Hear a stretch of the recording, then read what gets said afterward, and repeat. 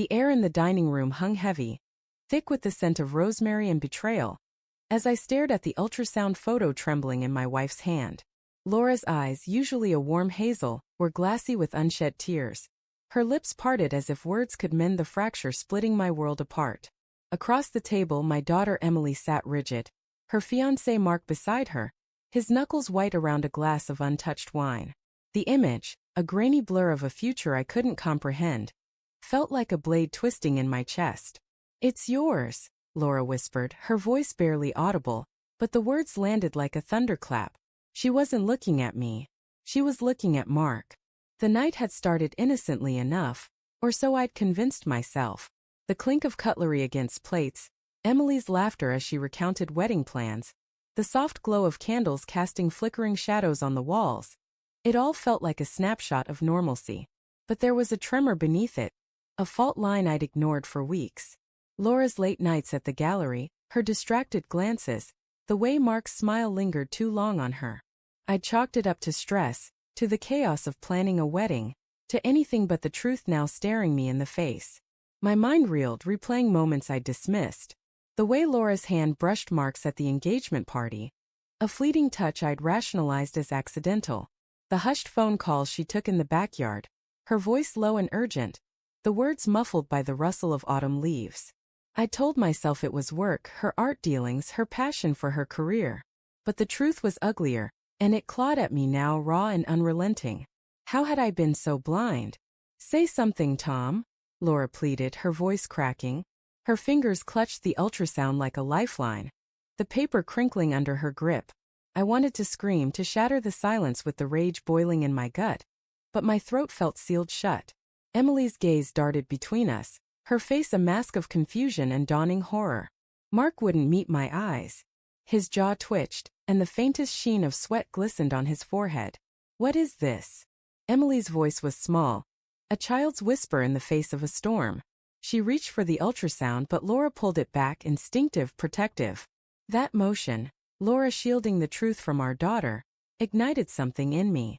Anger, yes, but beneath it a deeper wound. The shattering of trust I'd built over 20 years of marriage. "I didn't mean for it to happen," Laura said, her words tumbling out in a rush. "It was a mistake, Tom, a moment of weakness. I swear I never meant to hurt you."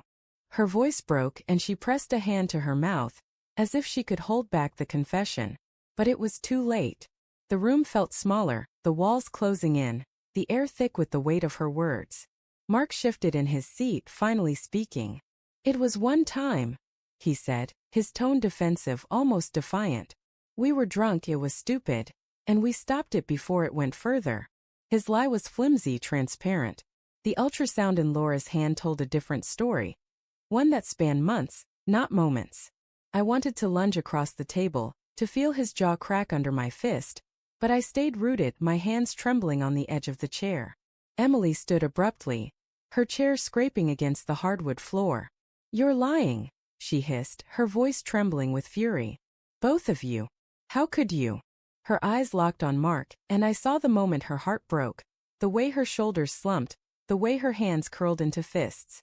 She turned to Laura, her mother, the woman who'd braided her hair and kissed her scraped knees. "And you," she whispered, her voice raw with betrayal. "How could you do this to me? To Dad?" I wanted to comfort her, to pull her into my arms like I had when she was a child, but I couldn't move. My own pain anchored me, a lead weight in my chest. Laura reached for Emily, but she flinched away, tears streaming down her face. "Don't touch me," Emily snapped, and the words cut through the room like a blade. The silence that followed was deafening, broken only by the faint tick of the grandfather clock in the hall.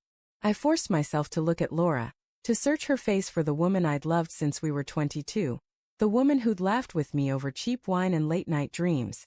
But all I saw was a stranger, her features distorted by guilt and desperation. "Tom," she said softly, "I know this is unforgivable, but I'm begging you, this child." She held up the ultrasound again, her voice breaking. "This child needs a father. I need you. We can get through this." Her words were a punch to the gut. Adopt the child? Raise the product of her betrayal as my own? The idea was obscene, a violation of everything I believed our life to be. Yet, even as rage surged through me, a quieter voice whispered, "What about the child?" Innocent, unformed, caught in the wreckage of our choices. The thought made my stomach churn. A mix of pity and revulsion. Mark stood, his chair creaking, and I saw the conflict in his eyes, shame warring with defiance. "I'll take responsibility," he said, his voice low but steady. "This doesn't have to ruin everything. Emily, I love you. I messed up, but I want to fix this." His words were hollow, a desperate plea to salvage what he'd already destroyed. Emily shook her head, backing toward the door, her face a mask of anguish. "Don't," she said, her voice breaking. "You don't get to say you love me. Not after this." She turned and fled, her footsteps echoing down the hall, the front door slamming behind her. The sound reverberated in my chest, a finality I wasn't ready to face. Laura sank into her chair, sobbing now, her shoulders shaking. Mark hesitated, then moved toward her, but I stood, my voice cutting through the haze. "Get out," I said, low and dangerous. He froze, his eyes meeting mine for the first time. There was fear there, but also something else, defiance maybe, or resignation. He nodded once and left without a word, the door closing softly behind him. Now it was just Laura and me, the ultrasound lying between us like a grenade. I wanted to hate her, to let the fury consume me, but beneath it, love lingered, stubborn and painful. "Why?" I asked, my voice barely above a whisper. "Why him? Why now?" She wiped her eyes, her hands trembling. "I don't know," she admitted, her voice raw. "I was lonely. You were always working and I felt invisible. Mark saw me, Tom. He listened." Her words stung, not because they excused her, but because they held a kernel of truth. I'd been distant, consumed by deadlines, by the grind of providing. Had I pushed her away without realizing it? The room spun, the candlelight blurring into streaks of gold. I thought of Emily alone somewhere, her world shattered. I thought of the child, a life caught in the crossfire of our failures. And I thought of Laura, the woman I'd vowed to love forever, now begging me to salvage the unsalvageable.